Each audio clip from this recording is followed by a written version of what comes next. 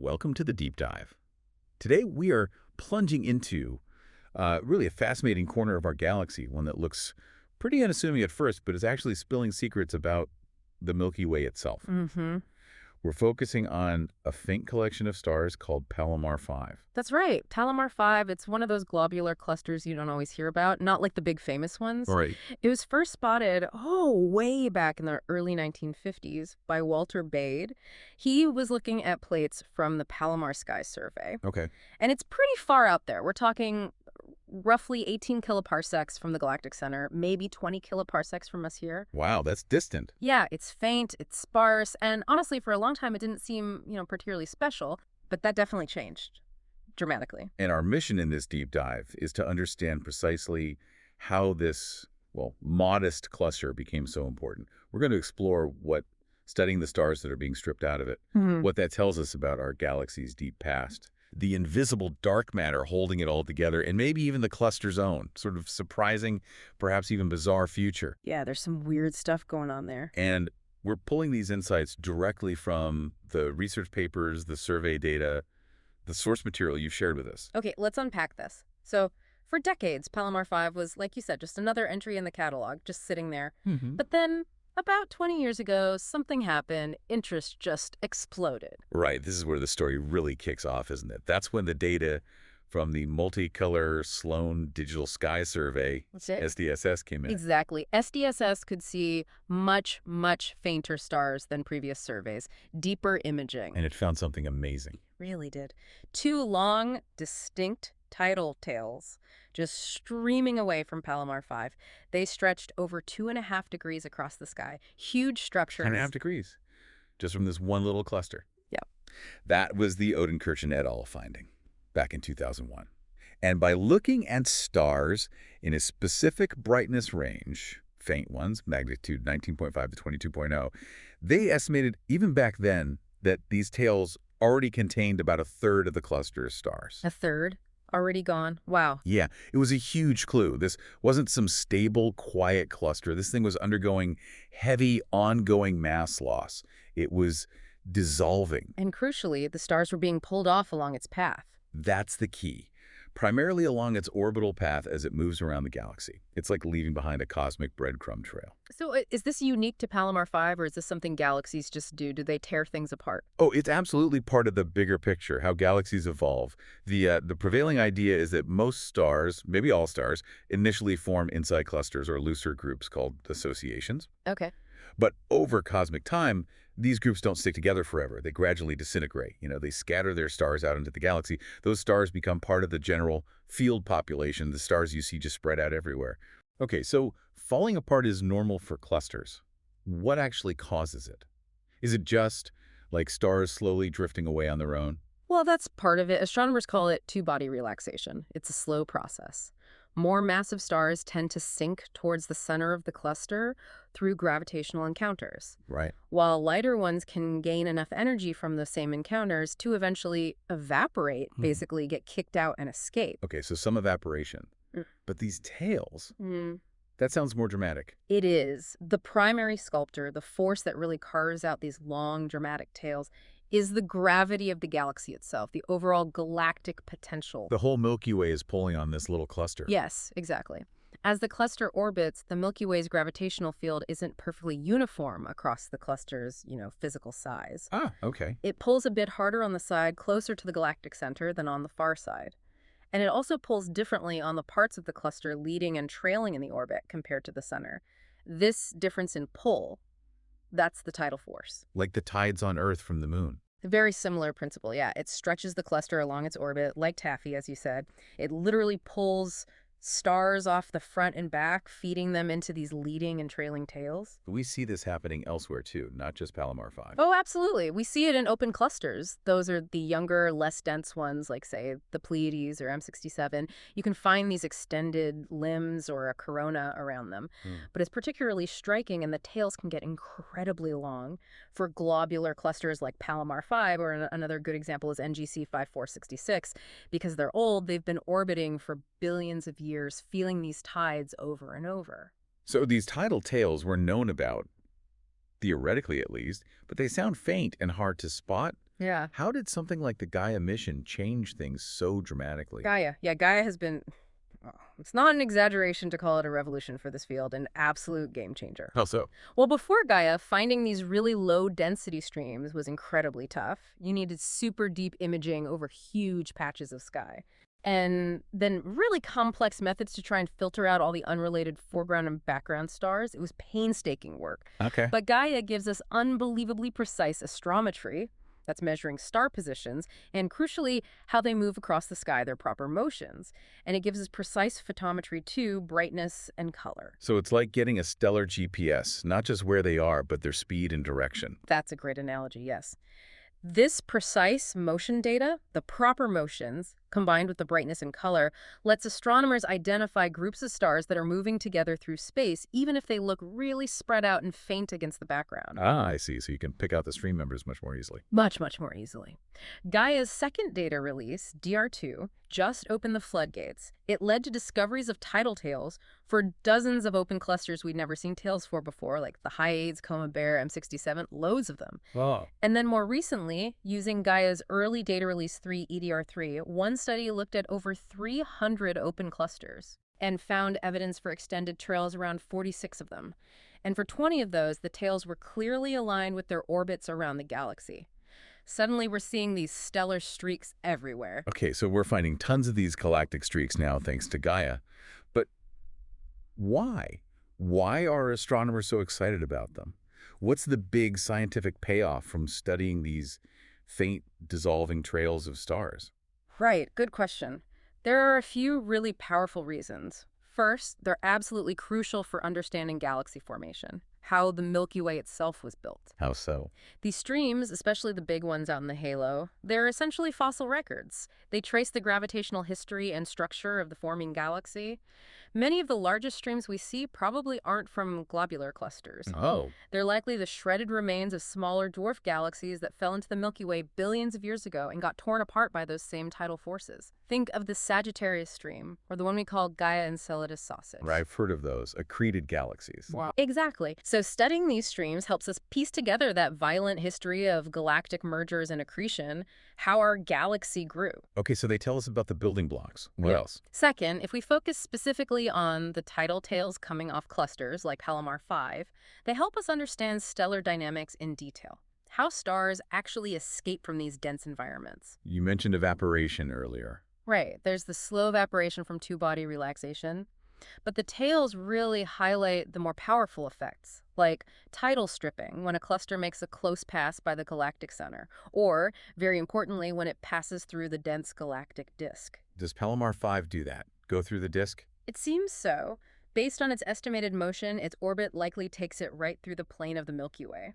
Ouch. Yeah, and that 2001 Odin-Kirchen paper actually predicted its next disk passage is coming up relatively soon, astronomically speaking, maybe in about 100 million years. Wow. What happens then? That kind of passage is expected to deliver a really strong tidal shock. Imagine the cluster getting suddenly squeezed and stretched by the intense, concentrated gravity of the disk as it punches through. Yikes. That shock can strip away a lot of stars very quickly, and repeated shocks like that could eventually just completely dissolve Palomar 5. So 100 million years. It's living on borrowed time, maybe. It could well be, yeah. And the third reason, maybe the most compelling for many astronomers right now, is using these streams for dark matter mapping. The invisible stuff. Exactly. These long, thin streams of stars, especially from globular clusters like Palomar 5 that orbit far out in the halo, act like incredibly sensitive probes. Their exact shape, the way the stars move along them, it's all dictated by the overall gravitational potential of the galaxy. Which is mostly dark matter. Which is overwhelmingly dominated by the invisible dark matter halo, especially out there. So, by precisely mapping these streams, their path, their velocities, we can work backwards and infer the mass distribution, the shape, and maybe even find evidence for lumpiness or substructure within that dark matter halo. So the visible trail of stars is literally mapping the invisible structure. It really is. And that's why Palomar 5 became so important. Despite being faint, challenging to study early on, its stream quickly became a canonical example of this tidal destruction process, and a really useful probe, as the papers say, for constraining the large-scale structure of our galaxy. How have researchers actually used it as a probe? What have they learned? Well, even with the earlier pre-Gaia data, people were using deep photometry to look for things like gaps or density wiggles along the stream. Gaps. Why gaps? The idea is that if a massive, invisible clump of dark matter, a subhalo, passed through the stream, its gravity could punch a hole in it, creating a gap or changing the density. Ah, okay. Like a cosmic pothole. Kinda, yeah. So studies like Urkel et al. In 2017 used the observed smoothness, or lack of big gaps, to put limits on how many massive dark matter subhalos could be lurking in the halo. Interesting. And others, like Day et al., in 2018 used the stream's overall path on the sky and its velocity information to get a handle on the total mass of the Milky Way enclosed within Palomar 5's orbit. That's already a lot of insight from one faint stream. But you mentioned something, well, truly surprising in the sources. Something about black holes inside the cluster. Ah, yes. This is where it gets really interesting and honestly a bit wild. A study by Gales and collaborators in 2021 used N-body simulations computer models that track the gravity of every star. Okay. They were trying to figure out what kind of starting conditions you'd need to end up with a cluster that looks like Palomar 5 today. Very sparse, but with these huge, massive tidal tails. And what do they find? Their really unexpected finding was that the simulations could only reproduce Palomar 5's current state if the cluster currently hosts a significant population of stellar mass black holes, possibly making up something like 20% of its entire present-day mass. Wait, hang on. 20% black holes. On a globular cluster. That sounds huge. Isn't that way more than normal? It is. It's far, far higher than the few percent black hole fraction usually thought to exist in typical globular clusters. Most were thought to have maybe kicked out their black holes early on. So what's the theory? How did Palomar 5 get so packed with them? Well, the proposed process is fascinating. The idea is maybe the cluster started out with a fairly normal fraction of black holes, formed from the deaths of its most massive stars early on. Right. But then as the cluster started losing its stars due to the strong galactic tidal forces, maybe it lost stars faster than other clusters because of its specific orbit, or maybe it was just less massive to begin with. The black holes, being much heavier than the average star, tended to hang around. They sank towards the center due to that same two-body relaxation effect we talked about, dynamical friction. So as the stars got stripped away, the black holes became a bigger percentage of what was left. Exactly. The black hole fraction increased dramatically as the stellar mass decreased. And here's the kicker. Because black holes are so massive, having a higher concentration of them in the cluster core might have further enhanced the tidal stripping of the remaining stars. It sort of puffed up the cluster, making it easier for the tides to pull stars away. Wow. So the black holes could have actually helped tear the cluster apart faster. That's counterintuitive. It is a bit, a kind of runaway process. And the simulation makes a pretty stark prediction. It suggests Palomar 5 will likely dissolve completely within about another billion years or so. And leave what behind? Primarily, a cluster of black holes, just the black holes maybe orbiting together. And Gilles et al. Even speculated that maybe these kinds of black hole-dominated remnants, the leftovers from dissolved clusters like Palomar 5, could potentially be the originators of some of those really faint, thin, seemingly star-poor streams that Gaia and other surveys are starting to uncover in the halo. That completely flips the script on what some streams might be made of.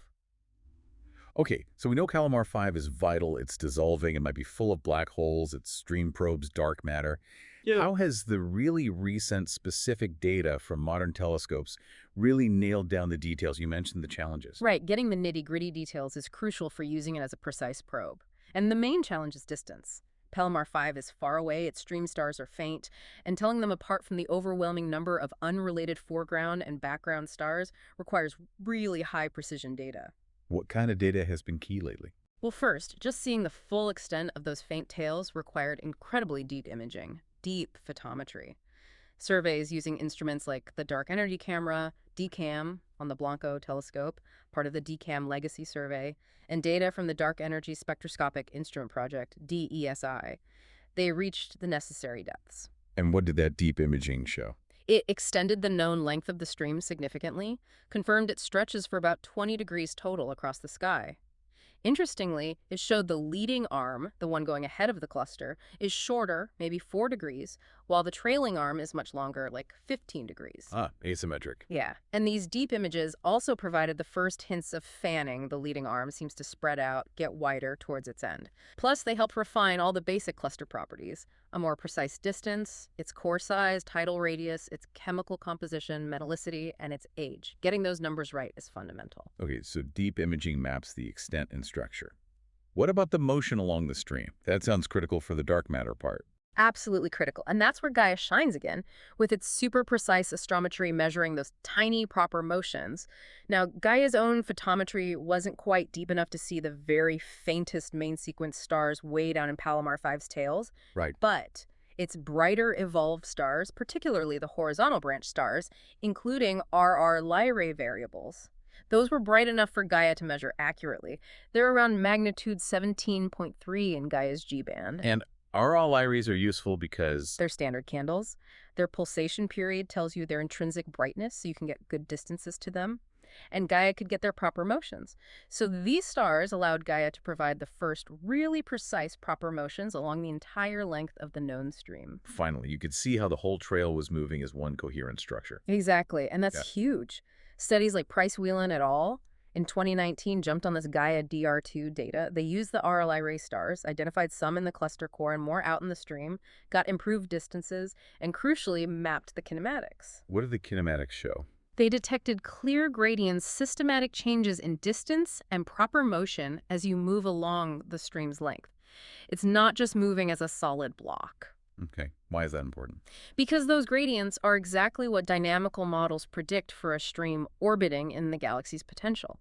They found the observed gradients were consistent with simulations that included the gravitational influence of the rotating galactic bar, the elongated structure of stars in the Milky Way center. The bar. Yeah. Way out of Palomar 5's distance. It has an effect. It seems so. Its gravity can perturb the orbits, and the models suggested the bar's influence could help explain why the leading arm seems truncated or shorter than the trailing arm. Fascinating. So the center of the galaxy is shaping this stream way out in the halo. It appears its gravitational reach is significant. Then another study, Starkman et al., in 2020, also using Gaia DR2, pushed the mapping even further. They managed to trace the stream out to nearly 30 degrees total length. Wow, even longer. Yeah, finding more stars further out, especially in the leading arm, making the two arms look a bit more symmetric in length after all. And they confirmed the tails seem to have a pretty constant width along most of their length. This gave even tighter constraints for models trying to include the bar's effect. Has even newer data added more? Yes, absolutely. A study by Kuzma et al. In 2022 combined the next generation of Gaia data, EDR3 astrometry, which is even more precise, Okay. with crucial spectroscopic data from the Anglo-Australian telescope, the AAT. Spectroscopy gives you the star's radial velocity, its motion towards or away from us, and its chemical fingerprint. Why is spectroscopy so important here? It's the gold standard for confirming membership. You can check if a star not only moves across the sky like a stream member, proper motion, but also moves towards away from us at the right speed, radial velocity.